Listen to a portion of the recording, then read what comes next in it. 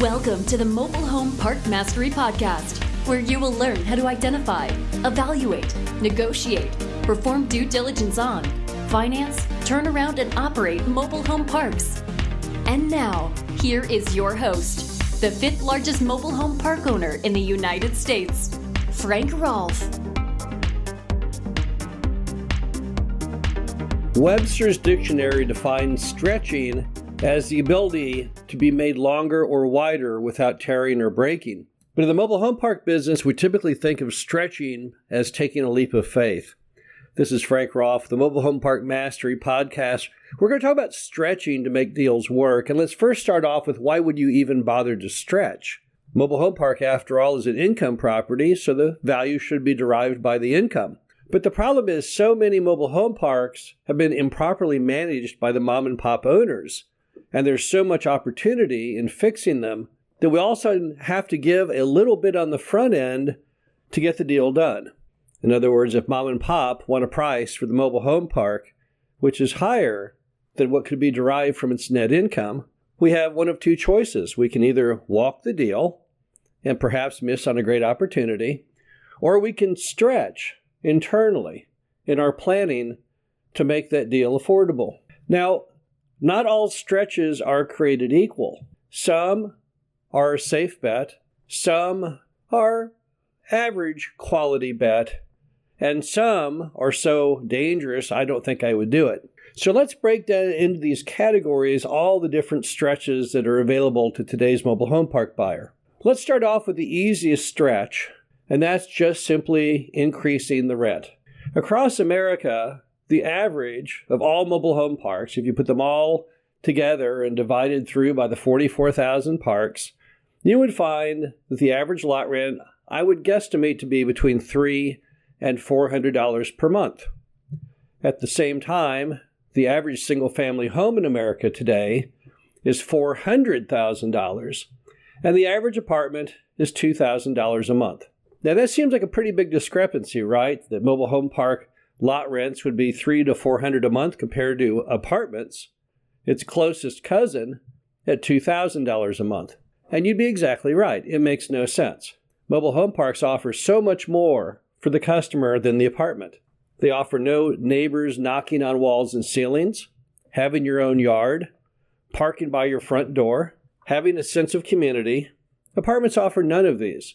So why would mobile home parks be at such a big discount? One reason: what I call mom and pop quantitative easing. In the same methods that they drove interest rates down to zero by the government manipulating the markets, mom and pops have kept mobile home park lot rents extremely restrained for no other purpose than their own choice that they wanted to keep them low. They have nothing to do with market levels at all. I've bought mobile home parks from people who had had the same lot rent for 30 straight years. No inflation adjustment, not even in the era of Jimmy Carter and 10%, and not even in the era of Joe Biden and his 10%. Some moms and pops just elect to keep the rents flat, or they might increase them very small increments very occasionally, like once every 5 or 10 years. So if you look back on when mobile home parks were built, back in the 1960s for the most part, the average lot rent back then was $60, $70 a month, which in today's dollars is about $600 to $700 a month. So mobile home parks are woefully low. They're ridiculously, stupidly, impossible to understand low. So as a result, virtually every mobile home park you would buy, you can increase the rent. We try and hold our rent increases to roughly $50 a month. But in many cases, the market rent can be $200 or $300 more than the park is charging on day one.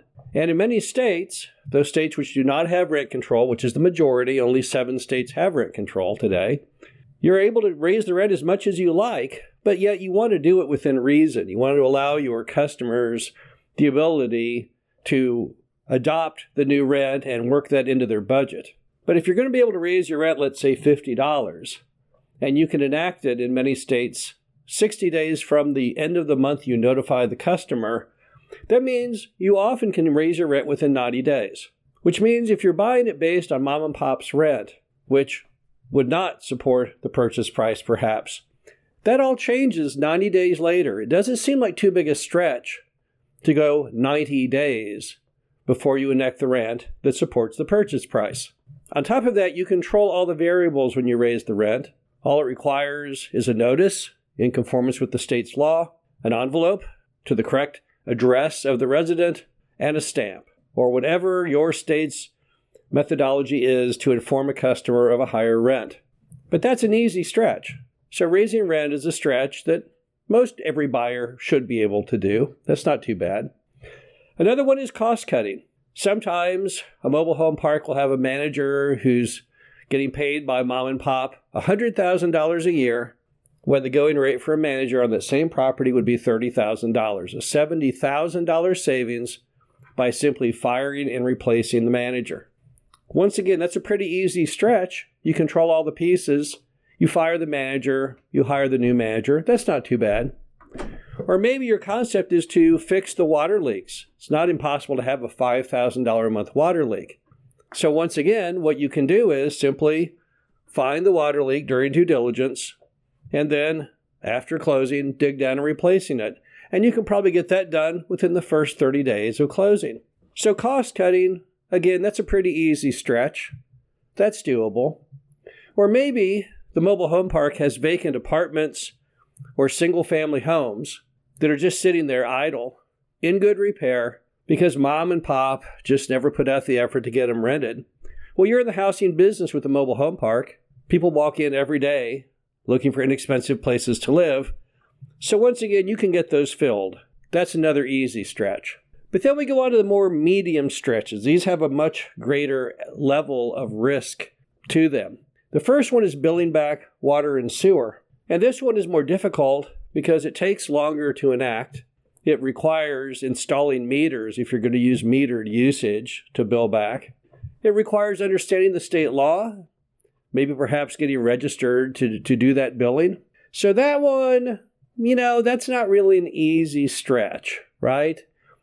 And neither is renovating on and selling off your vacant park-owned homes, because you have to go in and get them all rehabbed, run the ads, find customers, get them qualified.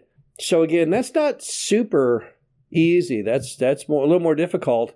And then converting the existing renters in any park-owned homes to owners of those homes, because no park owner wants to have rentals. None of us do. Everyone wants the tenant to own their own home and just pay lot rent. But that conversion, again, is more difficult because you have to go out there and do a whole bunch of steps. And then you have your extremely difficult stretches, which I would not recommend most people utilize as the way they can take that leap of faith.